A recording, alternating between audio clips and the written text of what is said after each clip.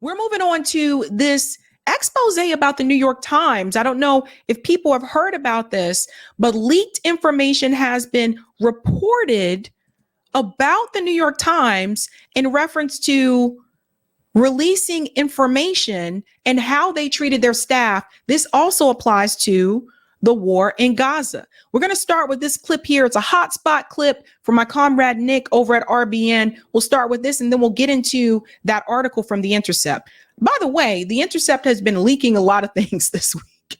The past 2 weeks, The Intercept has been leaking a lot of information. Let's go into this. Reporters at the New York Times were told to not use language that humanized the Palestinians while Israel was committing their genocide. This is according to a leaked memo where editors was telling reporters at the New York Times to avoid using terms like genocide, ethnic cleansing, and occupied territories. This is an admission of guilt. The Zionists know exactly what they are guilty of. The New York Times is actively working with Israeli fascists in order to erase the identity of Palestinians. Reporters was told to not even use the term Palestine except in very rare cases. Reporters at the New York Times was also told not to use terms like massacre, carnage, and slaughter. The reasoning from the editors is that they don't want to convey emotion instead of information to their readers. You hear that? They don't want to convey emotion. This is actual bullshit because we know they did not apply the same standards when they saw white people in Ukraine being murdered, or whenever an IDF terrorist is killed by a Palestinian, then they're all for emotion. In fact, it was the New York Times who spread the October 7th mass rape hoax story that we are still dealing with to this day. We still have Western officials that cite the New York Times mass rape hoax story, where even the parents of the October 7th victims said that the New York Times manipulated their family and deceived them in order to paint the story that their daughter was raped. All the reporters who demonized the Palestinians, which led to the genocide that we've seen unfold, should never be forgiven. Those hotspot clips are killing it. Follow Hotspot on Twitter. I think that it's at hotspot on Twitter. Follow Hotspot and you'll see clips from Nick and Nico. They're killing it with those clips. But let's go ahead and dive into this article to get a little bit more information about this, because again, this was leaked by Jeremy Scahill at The Intercept. Leaked New York Times Gaza memo tells journalists to avoid words genocide, ethnic cleansing, and occupied territory. God knows it is a mess. The New York Times instructed journalists covering Israel's war on Gaza Strip to restrict the use of the terms genocide and ethnic cleansing and to avoid using the phrase occupied territory when describing Palestinian land. That's according to a copy of an internal memo obtained by The Intercept. So here it is again. So we also have Zionism, again, controlling the narrative from the press. The New York Times is trash and has been trash. I think we can all agree to that. They've been debunked multiple times. I don't know if as many people from my generation actually read the New York Times. Like, I read it for the show to debunk it. But other than that, I don't know that my generation, the millennials, are reading the New York Times as much as people used to back in the day. Let's go in a little bit more here. The memo also instructs reporters not to use the word Palestine except in very rare cases, and to steer clear of the term refugee camps to describe areas of Gaza historically settled by displaced Palestinians expelled from other parts of Palestine during previous Israeli-Arab wars. In other words, the New York Times is trying to prevent their journalists from acknowledging history. They don't want that message to be released to the public. You know why? Because that makes the state of Israel look bad. Let's go on. The areas recognized by the UN as refugee camps and house hundreds of thousands of registered refugees. The memo, written by the Times Standards editor Susan Wessling, international editor Philip Pond, and their duties, offers guidance about some terms and other issues we have grappled with since the start of the conflict in October. While the document is presented as an outline for maintaining objective journalistic principles and reporting on the Gaza war, several Times staffers told the Intercept that some of its contents show evidence of the paper's deference to Israeli narratives. And they wouldn't be the only one. Remember, there was the story that was leaked by the Intercept that CNN actually had to run their stories across through Israeli state government first before they actually reported on those stories. So again, you can see the method of control. You can see the method of censorship that is happening, and it's happening across all different outlets. I think it's the kind of thing that looks professional and logical if you have no knowledge of historical context of the Palestinian-Israeli conflict. Now, that's coming from a Times newsroom source who requested to be anonymous for the fear of reprisal. But if you do know, it will be clear how apologetic it is to Israel. First distributed to Times journalists in November, the guidance, which collected and expanded on past style directives about the Israeli-Palestinian conflict, has been regularly updated over ensuing months. It presents an internal window into the thinking of the Times international editors, and they have faced upheaval within the newsroom surrounding the paper's Gaza war coverage. Issuing guidance like this to ensure accuracy, consistency, and nuance is how we cover the news in standard practice.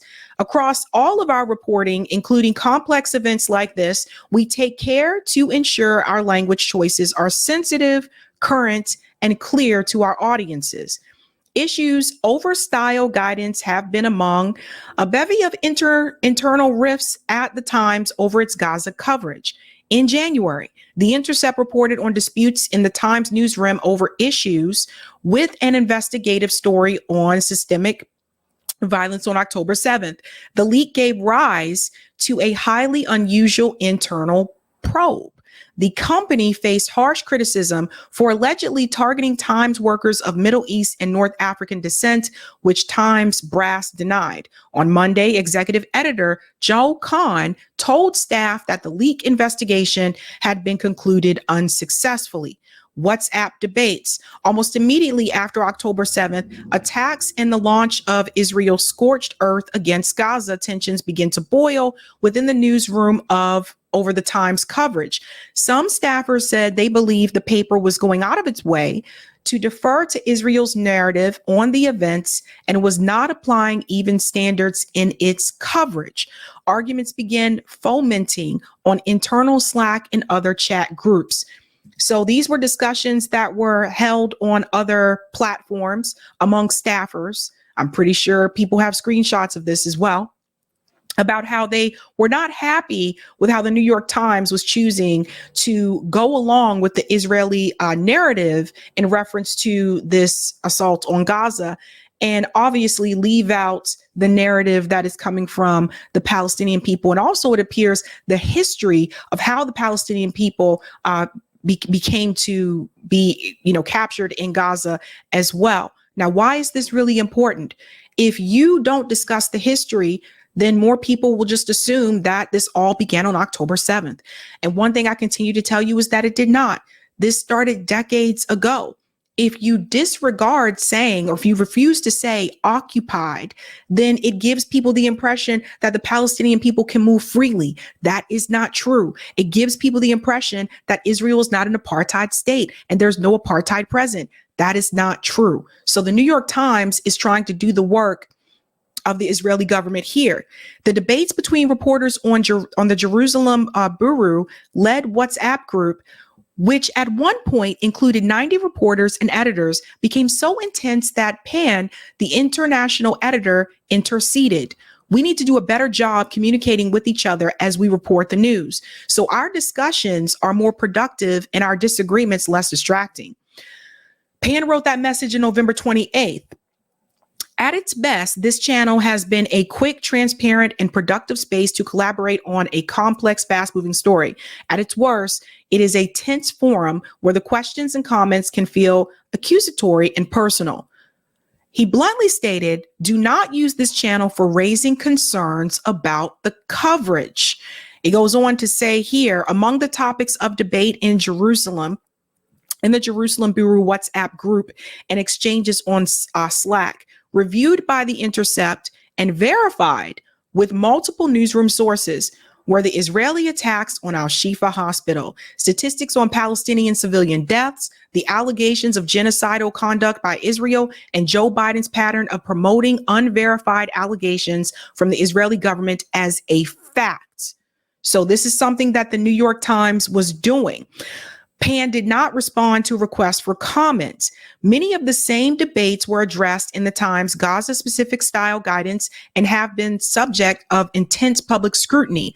It is not unusual for news companies to set style guidelines. That's coming from another source at the Times. But there are unique standards applied to violence perpetrated by Israel. Perpetrated by Israel. No, I said the right. Yeah. Perpetuated by Israel. Readers have noticed, and I understand their frustration. So listen to this, words like slaughter. So check this out.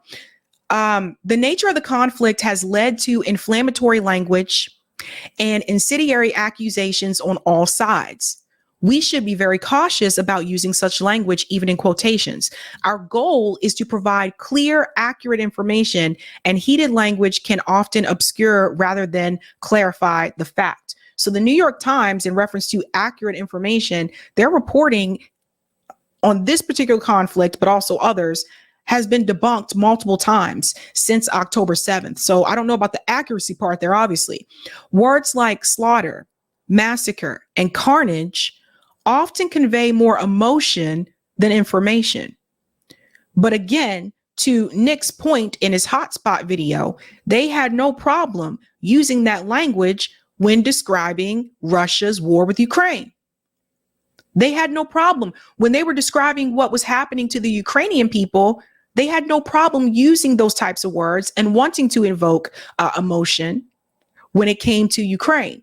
But when it comes to the Palestinian people, they don't want to evoke emotion in their readers. And the reason they don't want to do that is because they don't want you to feel anything for the Palestinian people. It goes on to say, can we articulate why we are applying those words to one particular situation and not another?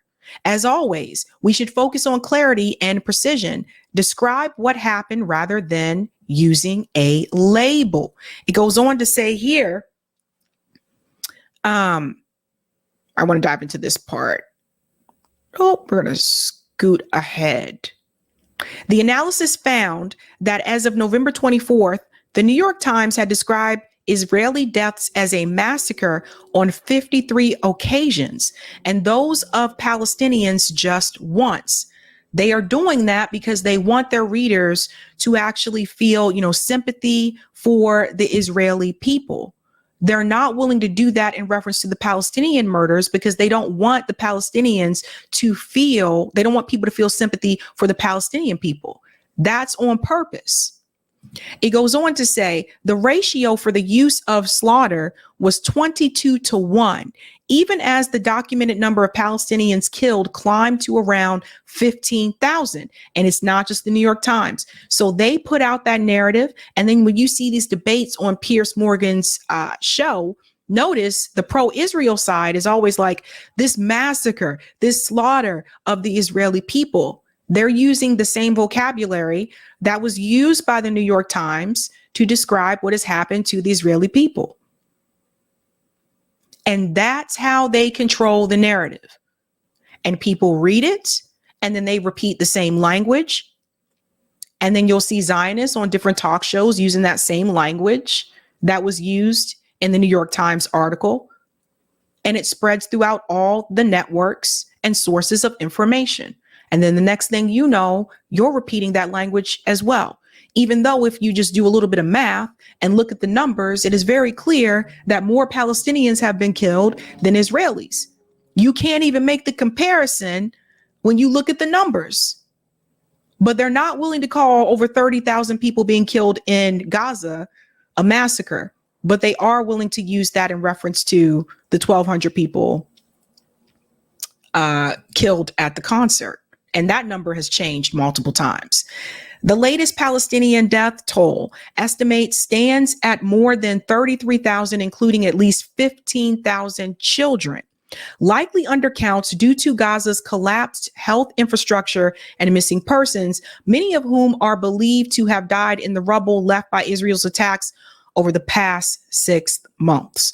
So this part right here, I want to dive into. We do not need to assign a single label or to refer to the October 7th assault as a terrorist attack in every reference. The word is best used when specifically describing attacks on civilians. We should exercise restraint and can vary the language with other accurate terms and descriptions: an attack, an assault, an incursion, the deadliest attack on Israel in decades, etc. Similarly, in addition to terrorists, we can vary that the terms used to describe the Hamas members who carried out the assault: attackers, assailants, gunmen. So to this point that they mentioned here, and they said that we can use the word terrorists to, or best use it when it's specifically describing attacks on civilians. Notice they didn't use that in reference to the attacks on the Palestinian people in Gaza, the civilians, all those 30,000 civilians that have been killed. You don't see them use that word because that would imply that Israel, that the IDF also are terrorists. So the media is controlled, folks. And this is what I was saying, like the New York Times they're not having a good year. Between the report that came out about the article about the attacks on October 7th, almost said September 11th, October 7th, and how that was debunked. That article was debunked by the Gray Zone, and then it was debunked by the Intercept.